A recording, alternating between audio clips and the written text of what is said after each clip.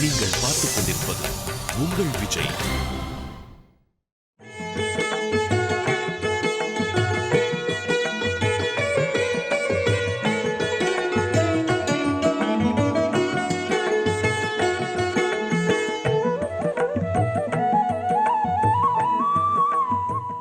திருவண்ணாமலை சம்புவராயர் மாவட்டத்தில் படைவீடு அல்லது படவேடு என்னும் திவ்யமான தபோவனத்தில் நாம் ஜமதக்னி மகரிஷியின் தபோ வலிமைகளையும், ரேணுகாதேவியின் கற்பின் பெருமைகளையும் மற்றும் பரசுராமருடைய ஆக்ரோஷமான அந்த வலிமைகளையும் பார்த்து வந்தோம்.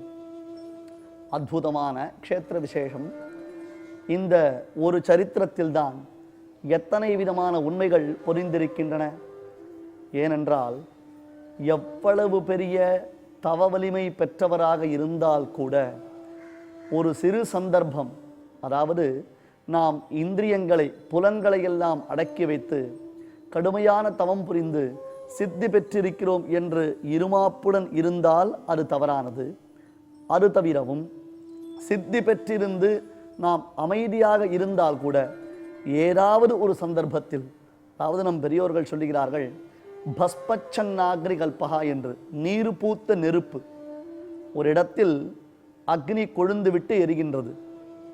நன்கு எரிந்து அதன் பின்னர் மேலே சாம்பல் பூத்து விட்டது.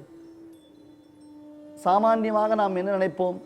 ஆஹா, மேல்புறம் சாம்பல் மூடிவிட்டது, ஆகையால் உள்ளுக்குள்ளே நெருப்பு இல்லை என்று நினைத்து நாம் கவனியாமல் அதில் கை கால்களை வைத்தாலோ அல்லது ஒரு காற்று அடித்தாலோ அந்த சாம்பல் குவியல் கலைந்தது என்றால் அதிலிருந்து அக்னி ஜுவாலை நெருப்பு கிளர்ந்து எழுமா போலே புலன்களை எல்லாம் நாம் வென்றுவிட்டோம், நம்முடைய புலன்களை அடக்கிவிட்டோம், இனி நம்மை விட மனதை அடக்கும் வல்லமை பெற்றவர்கள் எவரும் இல்லை என்னும் ஒரு இருமாப்பு தோற்றியது என்றால் அது ஆபத்து. அப்படி இல்லை என்றால் கூட, அடக்கி இருக்கிறோம் என்பதாக நாம் அடங்கி இருந்தால் கூட ஏதாவது ஒரு சந்தர்ப்பத்தில் அவைகள் மறுபடியும் தலை தூக்கிவிடும்.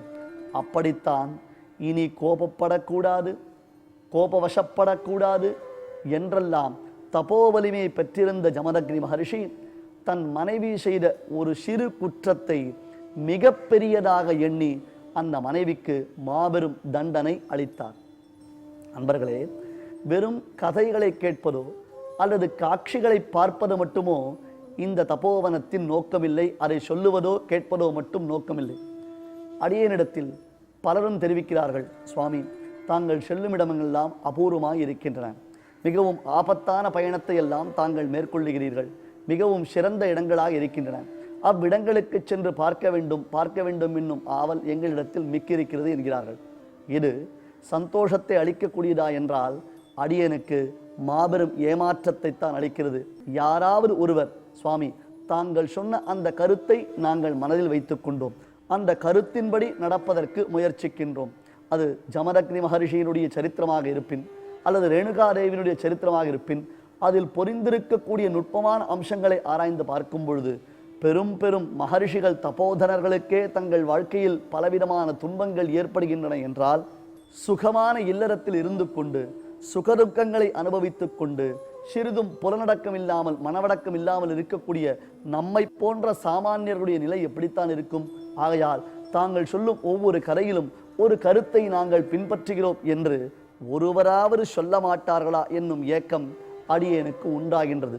ஏனென்றால் செல்லும் பாதை கரடுமுரடானது, உச்சியில் நின்று சொல்லுகிறீர்கள், எப்படியெல்லாம் இருக்கிறது தெரியுமா காட்சிகள்? அந்த கதையில் பொறிந்திருக்கக்கூடிய தத்துவங்களை நீங்கள் மனதில் நிறுத்தி வைத்துக் கொள்ள வேண்டும். கேவலம் உங்களை பிரமிப்பில் ஆழ்த்துவதற்காக இந்த நிகழ்ச்சி நடத்தப்படவில்லை. பாரத பூமி பழம்பெரும் பூமி. புண்ணியமான இந்த பாரத பூமியில் எத்தனை மகான்கள், மகரிஷிகள், மகாத்மாக்கள், தபோதனர்கள், தபோனிஷ்டர்கள், சித்த புருஷர்கள், யோக புருஷர்கள் என்று பலரும் ஆங்காங்க சஞ்சாரங்கள் செய்து தங்கள் தவத்தின் வலிமையினாலேயும் சீர்மையினாலேயும் பெருமையினாலேயும் புகழத்தக்க அரும்பெரும் சாதனைகளை எல்லாம் அவர்கள் செய்திருக்கின்றார்களே, அதைத்தானே நாம் பயில வேண்டும், அதைத்தானே நம் வாழ்க்கையில் நாம் நடைமுறைப்படுத்த வேண்டும். அதை விடுத்து அவர்கள் தவம் செய்த குகைக்குள் நுழைய வேண்டும், அவர்கள் தவம் செய்த மலை மீது ஏற வேண்டும், இதெல்லாம் ஒரு ஆசையா? இது தெரியாமல் இருப்பதனாலே என்ன மோசம் வந்துவிடப் போகிறது? அந்த இடத்திற்கு செல்வது நமக்கு முக்கியமில்லை. அந்த இடத்தில் சென்று அந்த சரித்திரங்களை எல்லாம் அனுபவிக்கும் பொழுது நாம் நல்லதொரு வகையில் ஆத்ம ஞானத்தை பெறுகின்றோமா, பரமசுகமானதொரு வாழ்க்கையை நாம் நடத்துகிறோமா? மேலும் இந்த ஆத்மாவை சதாச்சாரியன் மூலமாக பகவானிடத்தில் சமர்ப்பித்து இனி நமக்கு பிறவியில்லை என்னும் ஒரு நிலையை அடைந்திருக்கிறோமா? ஜமதக்னி ஒரு நிமிடத்தில் கோபவயப்பட்டார். இனி தன் ஆயுளில் எப்பொழுதும் கோபப்படக்கூடாது என்பதாக சங்கல்பித்து கொண்டார். ஆனால் அதிலும் அவருக்கு உயிராபத்து ஏற்பட்டது, பிராணாபத்து ஏற்பட்டது. மகரிஷியினுடைய கடைசி வாழ்க்கை, அந்த வாழ்க்கையினுடைய கடைசி பகுதி துயரம் மிகுந்ததாகவே இருந்திருக்கிறது. நாம் ஆங்கிலத்தில் டிராஜடி என்கிறோம் அல்லவா, அதுபோன்று தான் சுவாமி துயரத்தில் தன் உடலை நீத்தார். இருப்பினும் மகான்கள் பெரியோர்கள் எந்த விதத்தில் இந்த உடலை விட்டு உயிர் நீக்குகிறார்கள் என்பது முக்கியமில்லை. ஆனால் அவர்கள் வாழ்க்கை பாதை எப்படி நடைபெற்றது, அந்த வாழ்க்கை பாதையில் தத்துவ நெறிகளை தவநெறியாய் அவர்கள் கை கொண்டிருந்தார்கள் எந்த விதத்தில், இதைத்தான் நாம் உணர வேண்டும். ஜமதக்னி தன்னை விடுத்தார், ஆத்மாவை பகவத் சரணாரவிந்தத்தில் சமர்ப்பித்தார். அடுத்தது தாய் வழி தாய், அதாவது பாட்டி சத்யவதி, ரிச்சிகருடைய மனைவி.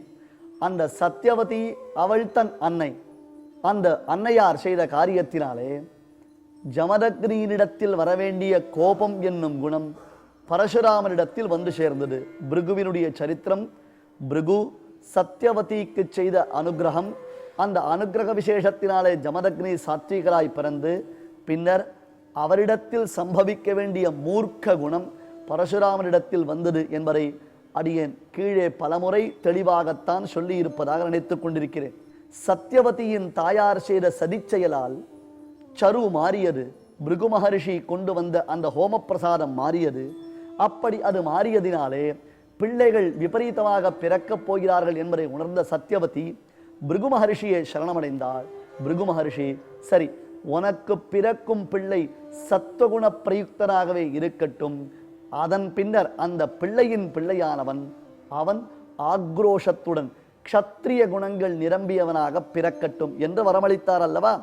அந்த வரபலத்தினால் அன்றோ ஜமதக்னி சாந்தமூர்த்தியாகவும் பரசுராமன் ரோஷராமனாகவும் பிறந்தார்.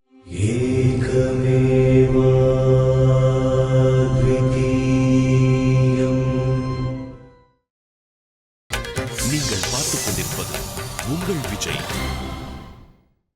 பிள்ளைகள் விபரீதமாக பிறக்கப் போகிறார்கள் என்பதை உணர்ந்த சத்யவதி பிருகு மகரிஷியை சரணமடைந்தாள். பிருகு மகரிஷி, சரி, உனக்கு பிறக்கும் பிள்ளை சத்துவகுண பிரயுக்தனாகவே இருக்கட்டும், அதன் பின்னர் அந்த பிள்ளையின் பிள்ளையானவன் அவன் ஆக்ரோஷத்துடன் க்ஷத்ரிய குணங்கள் நிரம்பியவனாக பிறக்கட்டும் என்று வரமளித்தார் அல்லவா. அந்த வரபலத்தினால் அன்றோ ஜமதக்னி சாந்தமூர்த்தியாகவும் பரசுராமன் ரோஷராமனாகவும் பிறந்தார்.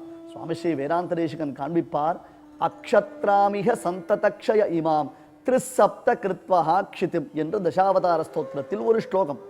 அதாவது 21 தலைமுறைகள் க்ஷத்ரிய வம்சமே இருக்கக்கூடாது என்பதாக சங்கல்பித்து கொண்டு கூர்மையான பரசு என்னும் ஆயுதத்தினாலே கெட்ட நடத்தை உடைய அனைத்து அரசர்களையும் நன்கு வெட்டி சாய்த்து அவர்கள் இரத்தத்தை ஒரு குளமாக தேக்கி வைத்து அந்த இரத்தத்தினால் பரசுராமர் தன் பித்திருக்களுக்கு தர்ப்பணம் செய்தார் என்பதுதான் சரித்திரம். இப்படியும் நடக்குமா என்றால் ஆம்.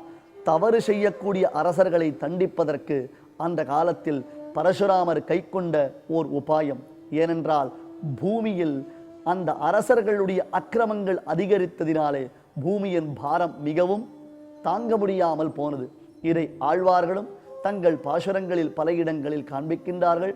தசாவதாரத்தில் பகவானுடைய அவதாரமாகவே நாம் பரசுராமரை கொண்டாடுகிறோம். இப்படியாக மகரிஷிகள் பலர், அந்த மகரிஷிகளுடைய ஒவ்வொரு மகரிஷிகளுடைய சரித்திரத்தில் 1000 உண்மைகள் பொதிந்திருக்கின்றன. ஆனாலும் தபோவனத்தில் நாம் தெரிய வேண்டிய விஷயம் என்ன தெரியுமா? க்ஷமாயஸ்ய கரே தஸ்ய துர்ஜனஹா கிம் கரிஷ்யதி அத்ருணே பதிதோ வன்னிஹி ஸ்வயமேவ உபசாம்யதி என்னும் நீதி. அந்த நீதிக்கு இலக்கணத்தை இனியும் நாம் தொடர்ந்து பார்க்க போகிறோம். க்ஷமா யஸ்ய கரே யஸ்ய தஸ்ய க்ஷமா. க்ஷமா என்றால் பொறுமை, க்ஷமா என்றால் மென்மை, க்ஷமா என்றால் இனிமை. உள் வெளி இந்திரியங்களை அடக்குவது, அத்தகையதொரு புலனடக்கம் யாரிடத்தில் இருக்கிறதோ, க்ஷமா யஸ்ய கரே தஸ்ய, அவரை துர்ஜனஹா கிம் கரிஷ்யதி. துர்ஜனஹா கெட்டவன் என்ன செய்துவிட முடியும்? தற்காலத்தில் எத்தனையோ விதமான விபரீதங்கள் விளைகின்றன. சத்திரிய வம்சத்தை அழிப்பதற்கு பரசுராமர் விரதம் பூண்டு கோடரியினால் வெட்டி சாய்த்து ரத்தம் நிரம்பிய குளத்தை உண்டாக்கினார் என்னும் சரித்திரத்தை கேட்டிருக்கிறோம். அது உண்மையோ பொய்யோ பார்த்ததில்லை. ஆனால் நாம் செய்தித்தாள்களையோ அல்லது ஊடகங்கள் வாயிலாகவோ நாட்டு நடப்புகளை பார்க்கும் பொழுது அவற்றில் ரத்தமும் மாம்சமும் வாசனையாகத்தான் வீசுகின்றன. அப்படி ஒரு துர்நாற்றம் நிரம்பியதாகத்தான் நம்முடைய வாழ்க்கை இருக்கின்றது. இவை அனைத்திற்கும் என்ன காரணம் என்றால் அசகிஷ்டுத்துவம், பொறுமையற்ற தன்மை. ஒரு விஷயத்தை பக்குவத்துடன் அணுகி பார்த்து ஆராய்ச்சி செய்து சற்றே சாந்தமாக இருந்து எல்லாவற்றிற்கும் பொறுமையாக இருக்க வேண்டும். அந்த பொறுமை நம்மை எப்படியும் வெற்றி பெறச் செய்யும் என்பதாக அதனிடத்தில் நமக்கு நம்பிக்கை இல்லாததினாலே, அதுவும் செயல்படுத்த வேண்டிய காரியத்தை உடனே செயல்படுத்தி விட வேண்டும் என்னும் ஆக்ரோஷம், ஒரு தீவிரம் நமக்கு உண்டாவதினால் தான் இத்தனை துஷ்ட காரியங்களும், அதாவது கெட்ட காரியங்களும் நம்மை சுற்றி நடைபெற்று கொண்டே இருக்கின்றன. நாமும் இதற்கு விதிவிலக்கு இல்லாமல் தான் திகழ்கிறோம். ஆனால் சாஸ்திரம் கூறுகிறது பாருங்கள், க்ஷமாயஸ்ய கரே தஸ்ய துர்ஜன கிம் கரிஷ்யதி. பொறுமை என்னும் ஆயுதம் ஒருவரிடத்தில் இருந்தால் கெட்ட குணம் உடையவர்கள் அவர்களை ஒருபொழுதும் வெல்ல முடியாது. இதற்கு ஏதாவது உதாரணம் உண்டா என்றால், அத்ருணே பதிதோ வன்னிகி. ஒரு பெரும் காடு, காய்ந்த காடு, மழை இல்லாமல் வறட்சியினால் அந்த காட்டில் உள்ள பசுமைகள் காய்ந்து விட்டன. யாரோ ஒருவன் அடாத செயல் புரிபவன் ஏதோ ஒரு காரணத்தினால் கலக புத்தியினாலே அந்த காட்டில் சிறிது நெருப்பு வைத்தால் அடுத்த நொடி காடு முழுவதும் பற்றி எரிந்து முழு வளமும் நாசமாகி விடுகிறது இல்லையா? ஏனென்றால் அந்த காட்டில் நெருப்புக்கு ஆகாரம் அதிகம். நெருப்பு சுலபமாக படர்ந்து பரவக்கூடிய அளவிற்கு காட்டில் ஆகாரங்கள் மிகுதிருக்கிறது. ஆனால் இந்த இடம், இது முழுவதும் கற்பாறைகளினால் ஆன இடம். இந்த இடத்தில் ஒருவர் கற்பூரத்தை ஏற்றி வைத்தால் அந்த கற்பூரத்தை நாம் அணைப்பதற்கு துணை தேவையோ, அல்லது அந்த கற்பூரம் இது முழுவதும் பற்றி எரித்துவிடும் என்று நாம் பயப்படுவோமோ? மாட்டோம். ஏனென்றால் இங்கே விழுந்த கற்பூரம் மேற்கொண்டு தீஜ்வாலைகளை வளர்ப்பதற்கு, அந்த நெருப்பு தொடர்ந்து எரிவதற்கு அதற்கு துணை எதுவும் இல்லையே. ஆகையால் தானாகவே அணைந்து விடுகிறது. அதுபோன்று தான் ஒருவன் நமக்கு தீய செயல்களை செய்ய வேண்டும் என்று நினைத்து நம்மிடத்தில் வரும் பொழுது நாம் பொறுமை என்னும் ஆயுதத்தை கை கொண்டு இருந்தோமேயானால், சாதாரண இடத்தில் விழுந்த அக்னி தனக்கு ஆசிரியம் பிடிப்பு இல்லாமல் தானே அணைந்து விடுவதைப் போல அவனின் தீய செயல்கள் அழிந்து விடுகின்றன. அப்படித்தான் தபோவனத்தில் மகான்கள் தாங்களாக எதையும் செய்வது இல்லை. ஆனால் அவர்கள் பொறுமை என்னும் ஆயுதத்தை கை கொண்டு இருந்ததினாலே தவறு செய்பவர்கள் எல்லோருமே தண்டனைக்கு ஆட்பட்டார்கள். ஜமதக்னியை அநியாயமாக கொன்றார்கள் கார்த்தவீரியார்ஜுனனுடைய பிள்ளைகள். ஆனால் நடந்தது என்ன? அவர்கள் எல்லோருமே பரசுராமராலே வெட்டுப்பட்டு மாண்டார்கள். ரேணுகாதேவியை குறித்து நாம் அறிந்தோம், ஜமதக்னியை குறித்தும் அறிந்தோம், பரசுராமரை குறித்தும் அறிந்தோம். இதில் நுட்பமாக அறிந்து ஆய்ந்து தெளிய வேண்டிய அம்சங்கள் அநேகம் உண்டு. இந்த படைவீடு தற்பொழுது வெகு சிறப்பாக பரிபாலனம் செய்யப்பட்டு வருகின்றது. திருவண்ணாமலை சம்புவராயர் மாவட்டத்தில் வேலூர், ஆற்காடு, ஆரணி இந்த இடங்களுக்கு அருகில்தான் படைவீடு என்னும் இந்த க்ஷேத்திரம் அமைந்திருக்கிறது. அத்தியாச்சரியமான பசுமை காடுகள் நிறைந்த ஜவ்வாது மலை தொடர்ச்சி நிறைந்ததான அற்புதமான க்ஷேத்திர விசேஷம். டிவிஎஸ் நிறுவனத்தின் தலைவர் திரு வேணு ஸ்ரீனிவாசன் அவர்களுடைய பெரும் முயற்சியினாலே இவைகள் வெகு சிறப்பாக பரிபாலனம் செய்யப்பட்டு வருகின்றன.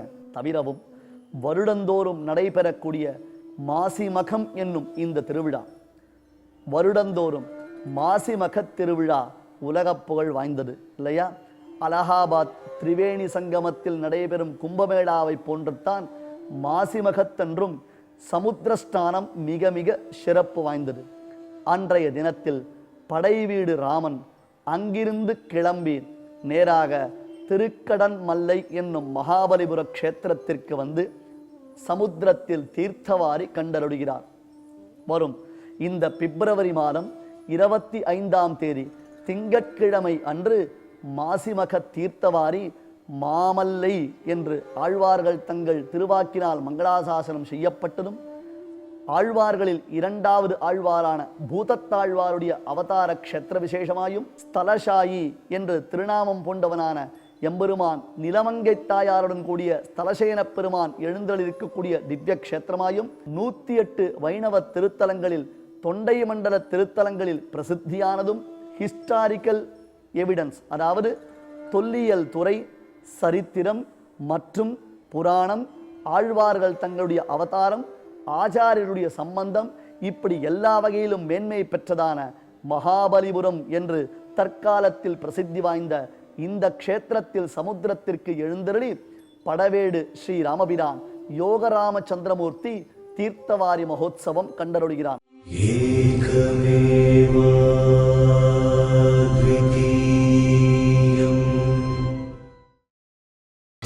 நீங்கள் பார்த்துக் கொண்டிருப்பது உங்கள் விஜய்.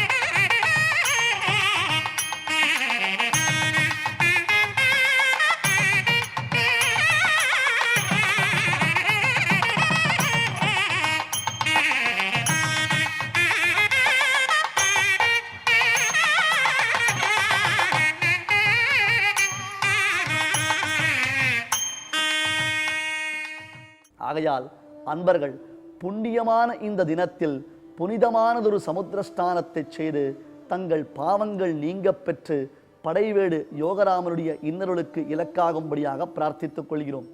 படைவீடு திவ்ய க்ஷேத்திரத்திலிருந்து நாம் தற்பொழுது விடை கொள்கிறோம். இங்கே ஆலயத்தில் அர்ச்சகர்கள் நமக்கு பரிபூர்ணமான ஒத்துழைப்பு அளித்தார்கள். டிவிஎஸ் நிறுவனத்தின் பணியாளர்கள் பூரணமாய் நாம் தேவைப்படுவதையெல்லாம் அருகே இருந்து பார்த்து பார்த்து நமக்கு உதவி செய்தார்கள். கரடுமுரடான இடங்களில் ஏறுவதற்கும் அங்கே அழைத்துச் செல்வதற்கும் ஆங்காங்கு நமக்கு தேவையான வசதிகளை செய்து கொடுப்பதற்கும் ஊர் மக்கள் அனைவரும் ஒத்துழைப்பு அளித்தார்கள். இவை எல்லாவற்றையும் விட படவேடு நிருசிம்மனுடைய சன்னிதானத்தின் பிரதான அர்ச்சகராய் திகழும் திரு முகுந்தன் அவர்களும் நமக்கு கூடவே இருந்து எல்லா விதத்திலும் உதவி செய்தார். இப்படி அனைத்து பெரியோர்களுக்கும் நம்முடைய நன்றியை தெரிவித்துக் கொள்கிறோம். படைவேடு ராமன் எழுந்தருளக்கூடிய மாமல்லபுரம் என்னும் க்ஷேத்திர விசேஷத்திற்கு மாசிமக தீர்த்தவாரி என்ற பெருமானை சேவிப்பதற்கு நாமும் செல்ல வேண்டாமா? ஆகையால் இனி நாம் நம்முடைய தபோவனத்தை மகாபலிபுரம் என்னும் க்ஷேத்திரத்தில் புண்டரீக மகர்ஷியின் தபசித்தி க்ஷேத்திரத்தில் பெருமான் ஸ்தலசயன பெருமானை சேவித்துக் கொண்டு அனுபவிக்கலாம்.